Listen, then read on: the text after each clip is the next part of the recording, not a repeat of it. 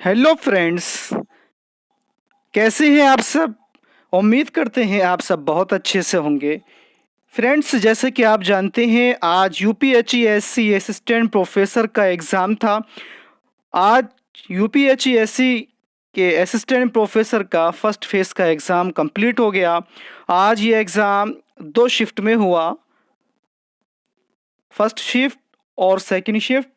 तो दोस्तों, इस वीडियो में हम बात करने वाले हैं सेकंड शिफ्ट में जो असिस्टेंट प्रोफेसर का रिटन एग्ज़ाम हुआ उसके जी के पार्ट से जो 30 क्वेश्चंस हैं वो सभी के सभी हम इस वीडियो के अंदर देखने वाले हैं। तो दोस्तों, आइए शुरू करते हैं। और शुरू करने से पहले आप सबसे एक रिक्वेस्ट कि अगर आप इस चैनल पर नए हैं और अभी तक आपने चैनल को सब्सक्राइब नहीं किया है तो जल्दी से चैनल को सब्सक्राइब कीजिए और उसके सामने बने बेल आइकन को प्रेस कर दीजिए, जिससे आपको हमारी आने वाली सभी नई वीडियोस की नोटिफिकेशन मिलती रहे। तो आइए दोस्तों, इस वीडियो को, इस एग्ज़ाम पेपर को शुरू करते हैं। तो दोस्तों, इसका पहला सवाल है, निम्नलिखित में से कौन एक साक्षात्कार का प्रकार नहीं है। तो इसके अंदर चार ऑप्शन है। तो इसका सही जवाब है ऑप्शन ए, अर्ध संरचित। इसके अंदर दिए गए तीन ऑप्शन विशेष साक्षात्कार, असंरचित और संरचित, ये तीनों के तीनों साक्षात्कार के प्रकार हैं और इसके अंदर दिया गया ऑप्शन ए नहीं है। तो इसका सही जवाब हो गया ऑप्शन ए। सेकंड क्वेश्चन देखते हैं हम यहां पर। अब सेकंड क्वेश्चन है, विश्वविद्यालय अनुदान आयोग का प्रथम अध्यक्ष कौन था। ये हिस्ट्री और भारत की उच्च शिक्षा का जो इतिहास है और खुसूसन ये जो है विश्वविद्यालय अनुदान आयोग यूजीसी से मुतालिक सवाल है। तो इसका सही जवाब है ऑप्शन सी, डॉक्टर शांति स्वरूप भटनागर। विश्वविद्यालय अनुदान आयोग यानी यूजीसी का प्रथम अध्यक्ष डॉक्टर शांति स्वरूप भटनागर थे। आइए फ्रेंड्स, अगला क्वेश्चन देखते हैं, निम्नलिखित में से कौन शिक्षण की पूर्व क्रिया अवस्था है। तो इसका सही जवाब है ऑप्शन सी, क्रमबद्ध करना। जितना भी मैटर है पढ़ाने के लिए उन सबको क्रमबद्ध करना, यह शिक्षण की पूर्व क्रिया अवस्था में शामिल है। आइए दोस्तों, अब अगला सवाल देखते हैं। सवाल नंबर 4, सॉफ्टवेयर प्रोग्राम जिसका उपयोग वेब पृष्ठों को देखने में किया जाता है उसे क्या कहते हैं। तो इसका सही उत्तर है option A, browser. Question number 5 देखते हैं। क्वेश्चन नंबर 5 है, कंप्यूटर के संदर्भ में जीपीयू का अर्थ क्या होता है। यानी कि यहाँ पर यह जीपीयू की फुल फॉर्म पूछ रहा है। तो इसका सही उत्तर है option D, graphics processing unit. GPU for graphics processing unit. आइए दोस्तों, क्वेश्चन नंबर 6 देखते हैं। क्वेश्चन नंबर 6 है, एक वेब पेज पृष्ठ को निम्नांकित में से किसके द्वारा अभिकल्पित किया जा सकता है। तो इसका सही जवाब है ऑप्शन ए, HTTP। आइए दोस्तों, अब नेक्स्ट क्वेश्चन देखते हैं। नेक्स्ट क्वेश्चन है क्वेश्चन नंबर 7, इंटरनेट संचार में कुकी का उपयोग किया जाता है। तो दोस्तों, कुकीज़ का उपयोग किया जाता है, इसमें सही ऑप्शन है ऑप्शन ए, पूरे सत्र के लिए सर्वर की ओर से प्रमाणीकरण जानकारी संग्रहित करना। क्वेश्चन नंबर 8 देखते हैं। क्वेश्चन नंबर 8 है, निम्नलिखित में से कौन एक पुरस्कार संगणक विज्ञान के क्षेत्र में उल्लेखनीय कार्य करने के लिए प्रदान किया जाता है। तो दोस्तों, इसका सही उत्तर है ऑप्शन ए, ट्यूरिंग पुरस्कार। ट्यूरिंग पुरस्कार संगणक विज्ञान यानी कंप्यूटर के क्षेत्र में उल्लेखनीय कार्य करने के लिए प्रदान किया जाता है। और इसके अंदर दिया गया ऑप्शन डी जो है ये एबल पुरस्कार ये गणित के क्षेत्र में उल्लेखनीय कार्य करने के लिए दिया जाता है। आइए अब क्वेश्चन नंबर 9 देखते हैं। क्वेश्चन नंबर 9 है पारिस्थितिकी तंत्र का अजैविक घटक है। तो दोस्तों इसके अंदर दिया गया ऑप्शन बी इसका राइट आंसर है ह्यूमस। इसके अलावा option A bacteria, option C पौधे और ऑप्शन डी कवक, ये सारे के सारे कैसे हैं, ये जैविक घटक में आते हैं। क्वेश्चन नंबर 10, क्वेश्चन नंबर 10 है निम्नलिखित कथनों में से इको मार्क से संबंधित है। ऑप्शन ए BIS द्वारा ये दिया गया। दोस्तों ये इसका राइट है, इसके अंदर ये बात भी। सेकंड बात इसमें कही जा रही है पर्यावरण के अनुकूल दिया गया उत्पाद, ये बात भी ठीक है। और थर्ड में ये कह रहा है कि यह योजना 2000 में प्रारंभ की गई, ये बात भी ठीक है। अब इसके ऑप्शन देखते हैं। Option A first, second and third, इसके अंदर तीनों दिए हैं, तो हमारा सही जवाब इसका ऑप्शन ए होता है। क्वेश्चन नंबर 10 का राइट आंसर ए होता है। आइए दोस्तों अब क्वेश्चन नंबर 11 देखते हैं कि 11 में क्या कहा गया है। ये कह रहा है कि 1972 में मानव पर्यावरण पर आयोजित स्टॉकहोम कॉन्फ्रेंस में कितने सिद्धांतों का सूत्रीकरण किया गया। तो इसका सही जवाब है दोस्तों ऑप्शन डी 26 सिद्धांतों का सूत्रीकरण किया गया था 1972 में, जो मानव पर्यावरण पर स्टॉकहोम में कॉन्फ्रेंस आयोजित की गई थी। क्वेश्चन नंबर 12 देखते हैं। क्वेश्चन नंबर 12 है ग्रीन हाउस इफेक्ट मुख्य रूप से किसके कारण उत्पन्न होता है। तो दोस्तों ग्रीन हाउस गैसों के लिए, ग्रीन हाउस इफेक्ट के लिए जिसका एक मेन कारण है वो है ऑप्शन सी कार्बन डाइऑक्साइड यानी CO2।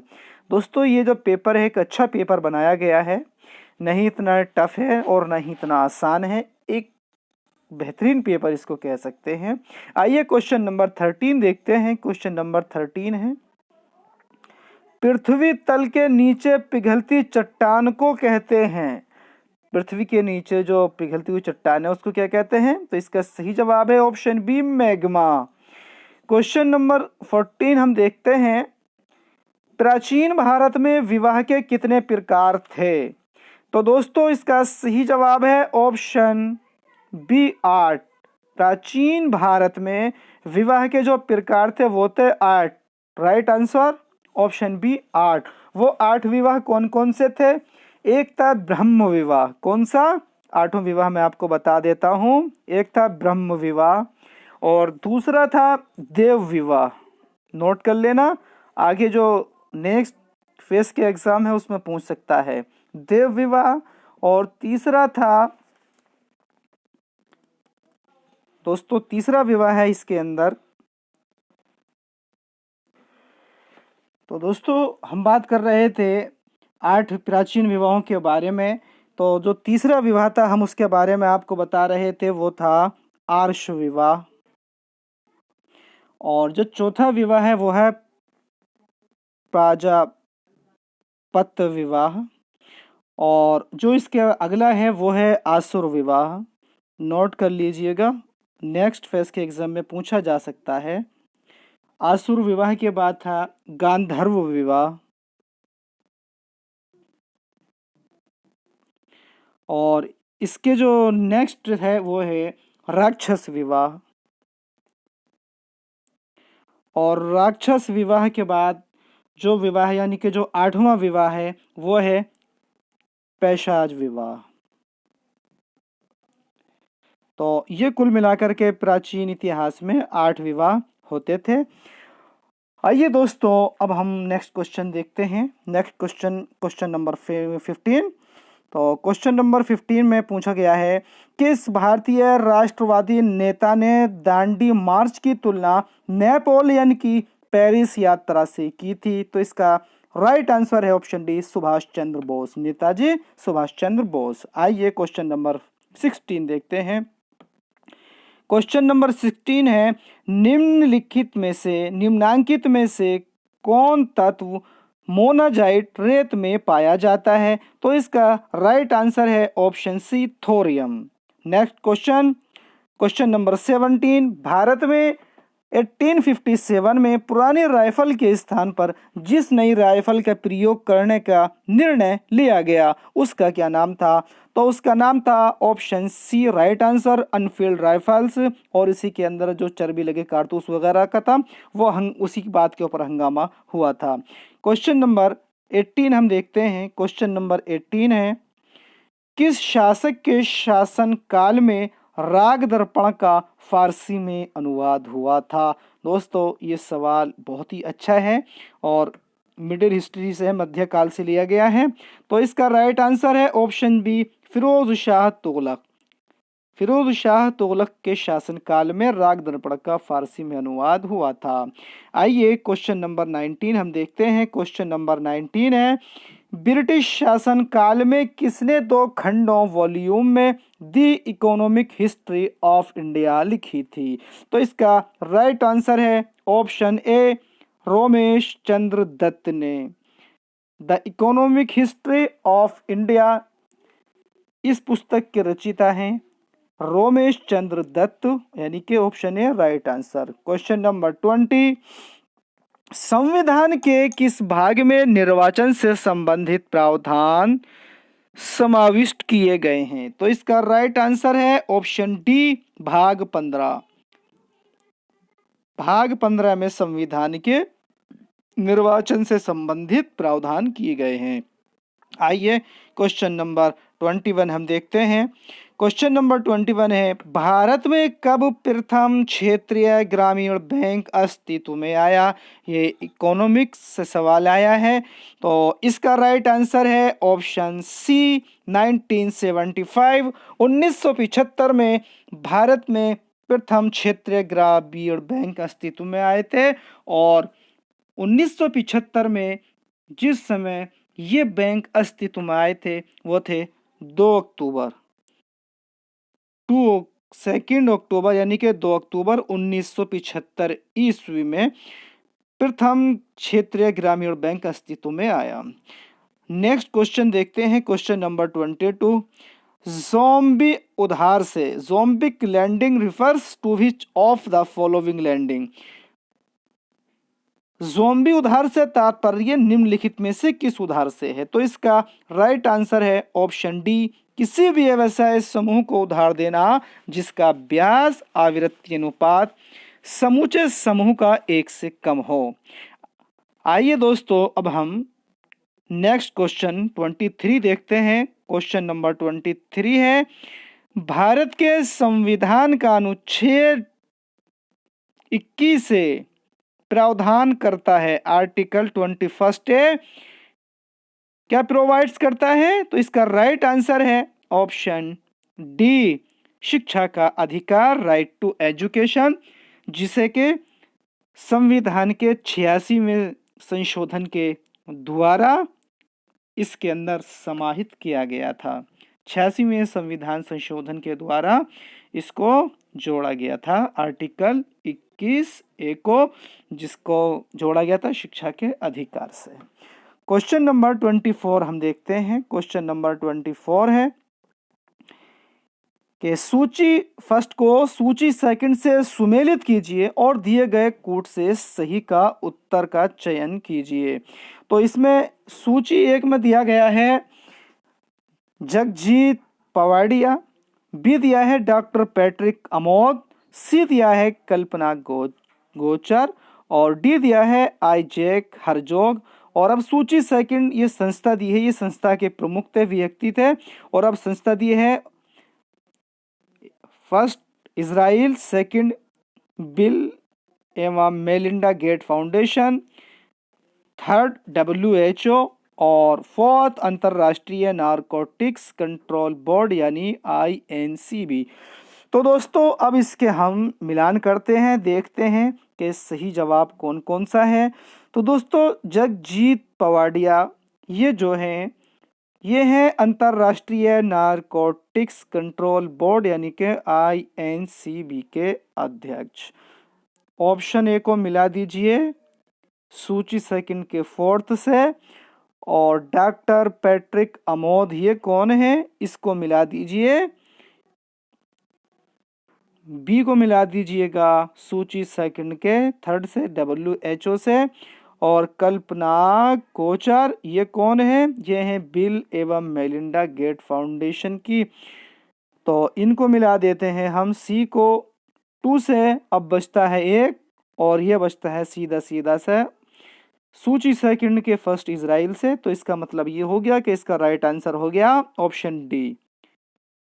तो क्वेश्चन नंबर 24 का राइट आंसर ऑप्शन डी। आइए दोस्तों अब नेक्स्ट क्वेश्चन 25 हम देखते हैं। क्वेश्चन नंबर 25 है टोक्यो ओलंपिक 2021 में खेला गया में प्रथम गोल्ड मेडल किसने जीता था? Who won the first gold medal in Tokyo Olympic 2020 played in 2021? तो इसका राइट आंसर ऑप्शन ए यांग कियान। दोस्तों ये यांग कियांग कौन है मालूम होना चाहिए। टोक्यो ओलंपिक 2020 का फर्स्ट गोल्ड मेडल जो जीता था वो चीन की यंग शूटर यांग कियान ने जीता था। और यांग कियान ने 10 मीटर एयर राइफल में ये गोल्ड मेडल जीता था। 10 मीटर एयर राइफल में ये गोल्ड मेडल इन्होंने जीता था, याद रखिएगा। और ये चीन की हैं। ये कहाँ की है यांग कियान? यांग कियान जो है ये चीन की शूटर हैं और ये महिला हैं। तो दोस्तों आइए नेक्स्ट क्वेश्चन हम देखते हैं। नेक्स्ट क्वेश्चन है क्वेश्चन नंबर 26। निम्नलिखित देशों में से मई 2021 में 2021 में किसने चाइना 17+1 संघ से अपने को अलग कर लिया? तो इसका राइट आंसर है ऑप्शन सी लिथुआनिया। मई 2021 में लिथुआनिया ने अपने आप को जो चाइना का 17+1 ये जो संघ है इससे अपने आप को अलग कर लिया है। और इसकी स्थापना 17+1 चाइना के संघ की स्थापना 2012 में की गई थी। आइए दोस्तों अब क्वेश्चन नंबर 27 देखते हैं। 27वां प्रश्न। 27वां प्रश्न है पराक्रम दिवस निम्नलिखित में से किस महत्वपूर्ण व्यक्ति के जन्म दिवस के उपलक्ष्य में मनाया जाता है? तो इसका राइट आंसर है 27 का सुभाष चंद्र बोस। दोस्तों इसमें यह पूछा है कि पराक्रम दिवस किस महत्वपूर्ण व्यक्ति के जन्म दिवस के उपलक्ष्य में मनाया जाता है, लेकिन कब मनाया जाता है? हो सकता है जो नेक्स्ट फेज का एग्जाम है उसमें यह पूछा जाए कि पराक्रम दिवस किस तिथि को मनाया जाता है। तो मैं आपको बता देता हूं वो तिथि है 23 जनवरी। 23 जनवरी को यह पराक्रम दिवस मनाने की घोषणा की गई है और ये सुभाष चंद्र बोस के जन्म दिवस के उपलक्ष्य में मनाने की घोषणा की गई है। अब ये पराक्रम दिवस 23 जनवरी को हर साल मनाया जाया करेगा। दोस्तों सुभाष चंद्र बोस का जन्म 23 जनवरी 1897 1897 में कटक में हुआ था। आइए दोस्तों अब हम नेक्स्ट क्वेश्चन देखते हैं। क्वेश्चन नंबर 28 क्वेश्चन है उत्तर प्रदेश में शबरी संकल्प योजना निम्न में से किस लक्ष्य के साथ शुरू की गई है? तो दोस्तों इसका राइट आंसर है ऑप्शन ए कुपोषण समाप्त करने के हेतु। बच्चों के अंदर जो कुपोषण होता है उसको समाप्त करने के लिए उत्तर प्रदेश के अंदर ये शबरी संकल्प योजना शुरू की गई थी। कब शुरू की गई थी? 23 अक्टूबर 2017 को ये शुरू की गई थी शबरी संकल्प योजना। आइए दोस्तों सेकंड लास्ट क्वेश्चन हम देखते हैं। चिंतन शिक्षण है। चिंतन शिक्षण क्या है? चिंतन शिक्षण है दोस्तों समस्या केंद्रित करने के लिए। ऑप्शन है राइट आंसर है।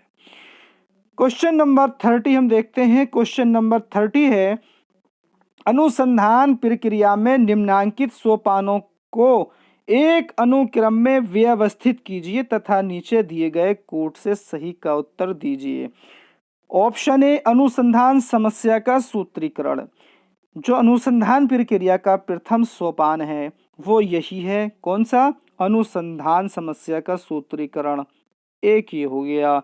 आगे दिया गया है डाटे का एकत्रीकरण, और थर्ड है डाटा संग्रह उपकरण विकसित करना, और फोर्थ है डाटा प्रसंस्करण एवं विश्लेषण।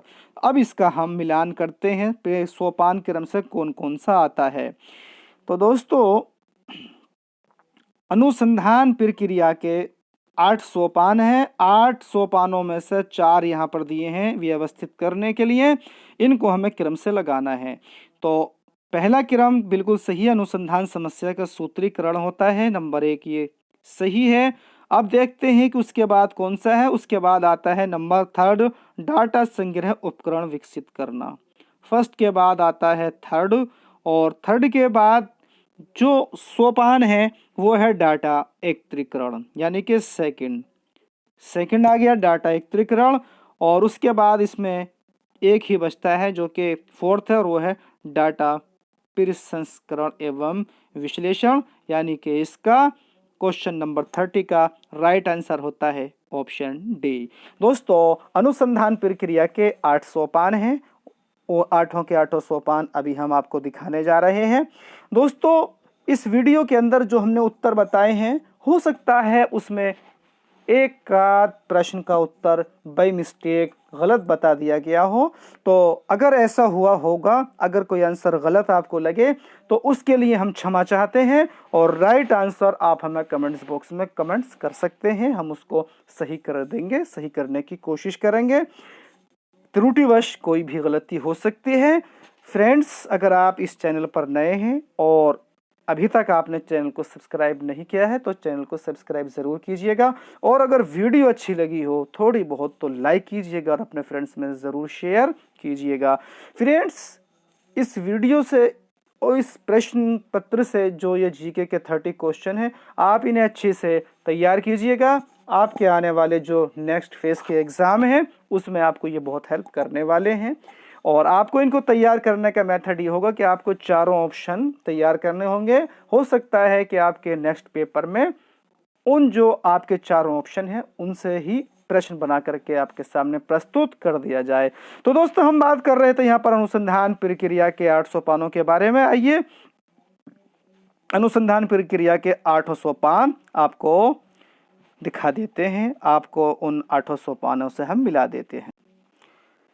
तो दोस्तों अनुसंधान प्रक्रिया के वो 8 सोपान जिसका आपको बहुत देर से वेट हो रहा था, आपके सामने स्क्रीन पर है। शोध प्रक्रिया के 8 चरण क्या क्या हैं, आइए देखते हैं।